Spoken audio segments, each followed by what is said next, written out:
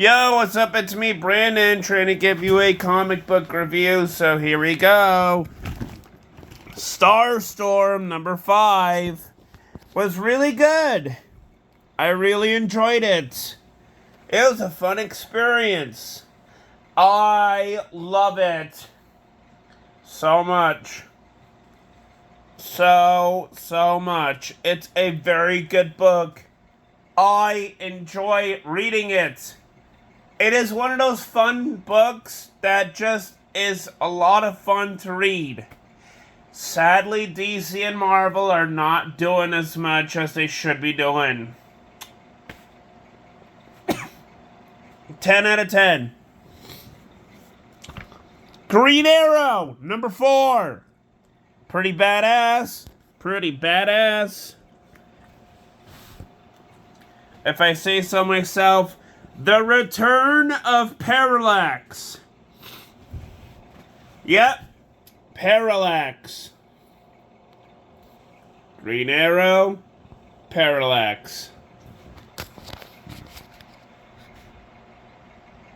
I pretty much enjoy this book. It's not bad, it's not great, but it's not bad. It's pretty pleasant to read. I really like the time traveling aspects and going to past DC events, which is pretty awesome because they name dropped a huge event in the 90s.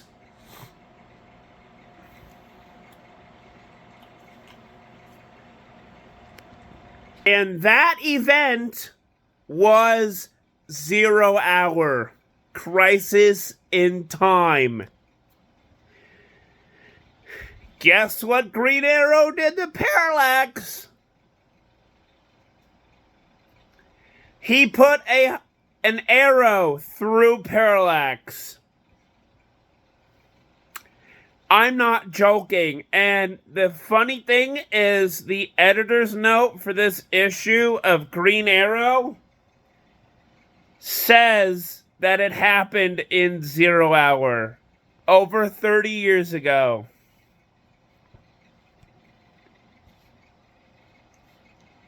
Crazy.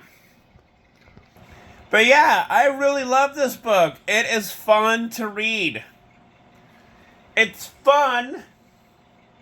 It's not great. Not like Starstorm over here. But it's fun. It's fun to read. It's fun. There are moments where I don't like some stuff that's in there, but it's a good read. 9 out of 10. Spirit World number 5 was okay. It's not bad. It's not the best. But I do like the Chinese mythology in the book. It's not bad. The Chinese mythology is great. It is awesome. As a Westerner myself, I've never seen any characters in Chinese mythology popping up in the DCU, and yet here we are. 8 out of 10. Wildcats, Hostile Takeover, was a very good book. And I love it. It's very awesome. 10 out of 10. Oh, great. Power Girl. No! Damn you, Power Girl. Okay, the first thing I really do not like about this issue is that they changed her name from Karen to Paige Stetler. for some odd reason. Why? Do any of you people know who she is? Do any of you writers even realize who this fucking awesome character is?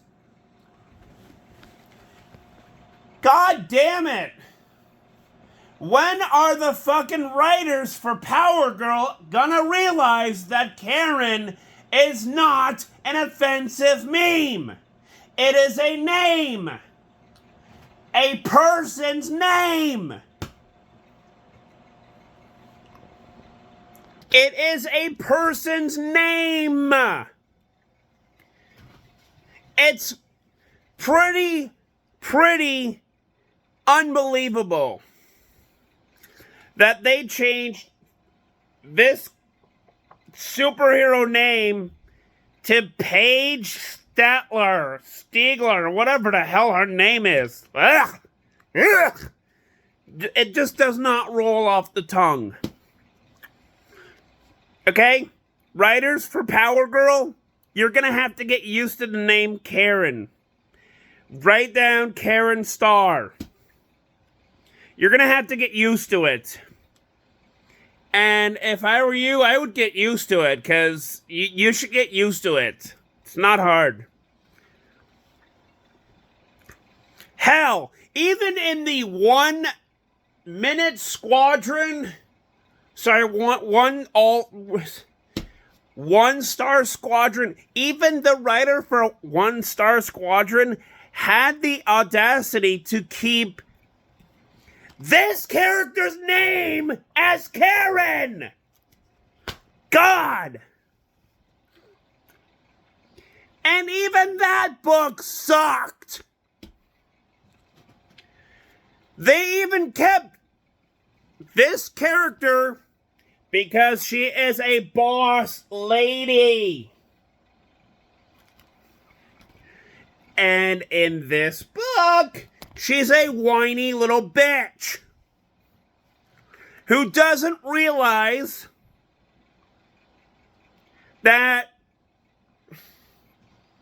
how should I say this nicely? Who doesn't even realize the greater threat that she might pose upon human beings just by being there. And yet she's a little whiny bitch. I do not like this Power Girl at all. Please, send a real one in. Send the real one in. This one is not doing it for me.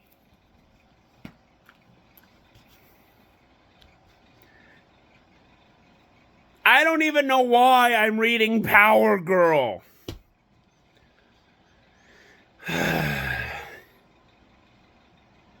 And this whole Paige Stetler thing is because she got mind wiped for some ungodly reason. Oh my God. Writers, here's what you gotta do in order for you to write Power Girl. 1, keep the name Karen, because it's important. And 2, let's see.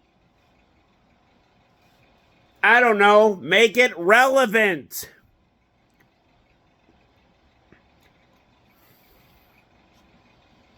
I don't know, just make her relevant, but keep the name Karen. Paige Stegler is not doing it for us. Real hardcore fans of comic books. Paige Stetler is not doing it for us. Get her out. Bring Karen Starr in. Please. Because I can tell you this, writers for Power Girl, your sales probably already tanked in the not good pile. So if I were you, I would get up off your asses and write a Power Girl story with Karen Starr in it, because this book is not doing it for me. 1 out of 10. Oh, wait. It already has what I rated it as, a 1. Now, the best part of last week is The Flash, number 801. Number 1. I see what you did there, DC. I see what you did there. Number 801. I see what you did there. This was a good book. This Flash book was a very good book. It was very fun. This is fun. This is fun to read. This one sucked ass. Get the point, DC? This sucks ass. Change the name Karen to Karen. Please. Or I could tell you this. None of your Power Girl fans are going to ever read the book. And I'm talking about the old school Power Girl fans. The ones that have been with her since the late 70s, 80s, and 90s, 2000s, 2010, 2020. You see what I'm saying there, writers of Power Girl?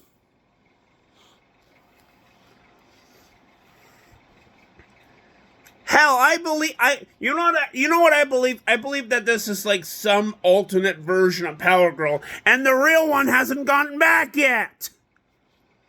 That's what I'm thinking. That this asshole is some alternate version of Power Girl, and the only real one is, missing. Hell, I don't even think she's gotten back from the Void. Yeah, in that Deathstroke comic book where the African-American Power Girl meets up with the real one. Yeah, I've been thinking about it. I think that this has been the imposter for the entire time. Ever since One Star Squadron. I think it's just an imposter. Honestly. But back to The Flash. The Flash! My God. This was a good book. Oh my God. I can't even wait to read number 802. This is a solid 10 out of 10. Oh God. No! Harley Quinn, number 32. This was a close call because I was thinking that this was going to be in the same ranking system as Power Girl number 1. But I will say this, the multiverse saved it from being in that trash pile that Power Girl's in.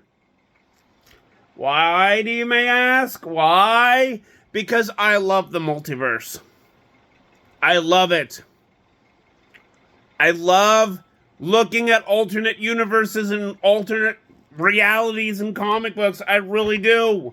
And that is what saved this from being in the same fucking pile.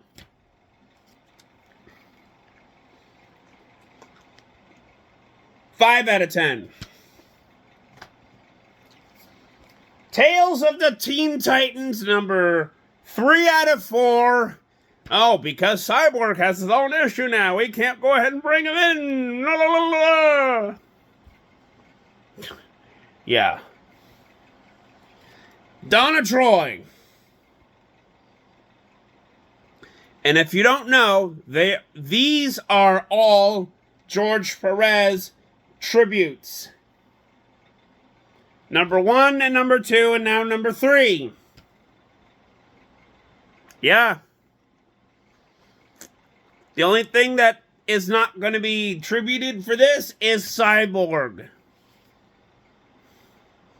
Because that's fine, because he has a new comic book out.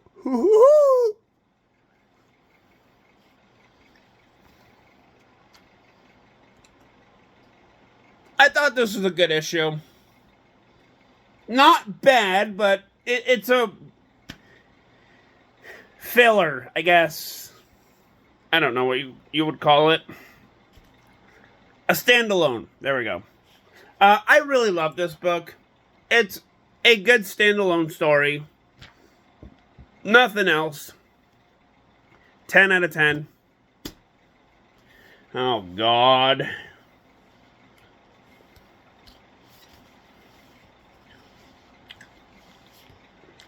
Okay, I'm gonna get all the Tom King stuff out of the way from Batman Brave and the Bold. Number 2. Number 3. And number 5. They all sucked. Number 4 was pretty good. No Tom King. No Tom King makes Brendan happy. This was very good. I loved all the issues, the mini stories in here, and I really loved it. This is a 10 out of 10. The other 3, when it comes to Tom King, can suck ass. But everything else is a 10 out of 10.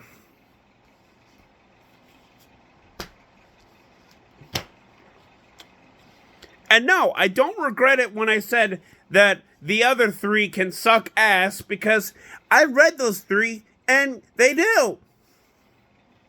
Tom King has no regards to having any sympathy for Batman. It's kind of weird. This was the reason why he was fired at issue 85.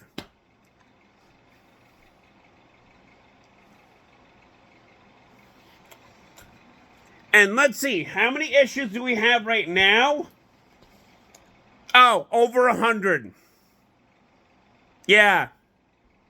Over 130 issues. And Tom King did 85 of them. And they all sucked.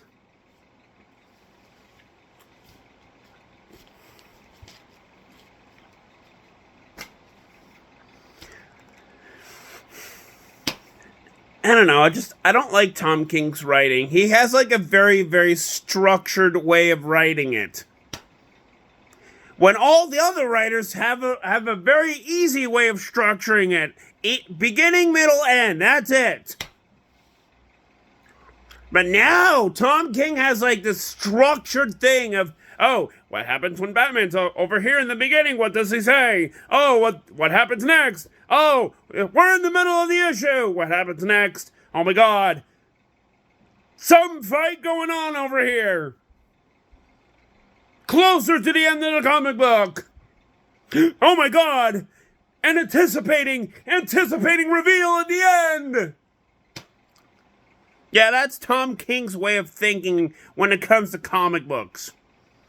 And I've read a lot of comic books. They start from beginning, middle, and end. They have an easy way of flowing through it. Tom King, if you're watching this, you have a very rigid way of doing comic books. That's just my opinion. God dang it. The Riddler, book 4. There's a reason why I've been delaying this book. It sucks. 2 out of 10. Not just because of the art, it's because of the story too. Free catalog comic. That's all it is. The final issue of Creed, The Next Round, was very good. I loved it. It's very diverse. It's not bad. It's technically set in the Rocky universe. Yeah. Because Rocky in one of the Rocky movies went up against Apollo Creed's dad. Fought him to a standstill and defeated him. And what does all the Creed family members do? They learn from their mistakes. They get better. They still fight, but they get better. They learn and adapt through their mistakes. And that's why I love this comic, because it is awesome. Not only do we see two brothers fighting it out, one doing it strategically and one doing it with fists and muscle, but we also get two female combatants. And guess who wins? Yep. She won. But it was pretty awesome. It's a really good 4-issue limited book, and I loved it. I really wanted to get to know what was going on. I've never watched any of the Creed movies. But I figured, hey, since they have a comic book, might as well buy it, might as well read it, and guess what? I haven't regretted it. So we're good. Definitely 10 out of 10. Elvira in Monsterland, number 4. Where she is a kaiju robot. Oh, and a kaiju.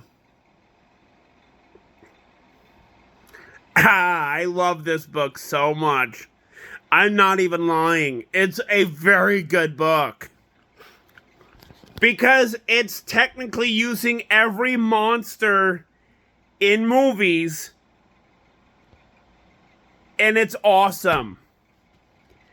They're taking the whole multiverse concept that DC and Marvel used to love doing, and now still doing it, but they're doing it in a movie multiverse, and it is so cool.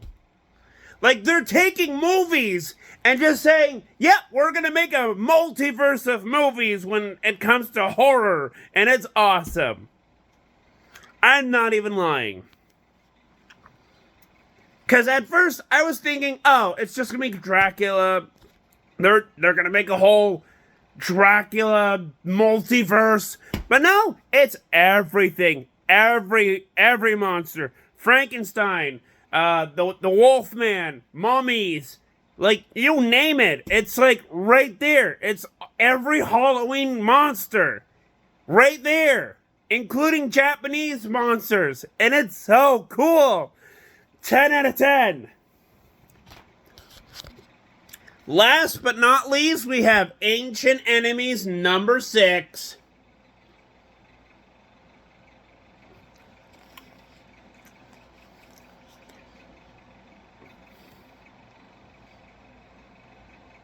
Yeah, it's kind of weird.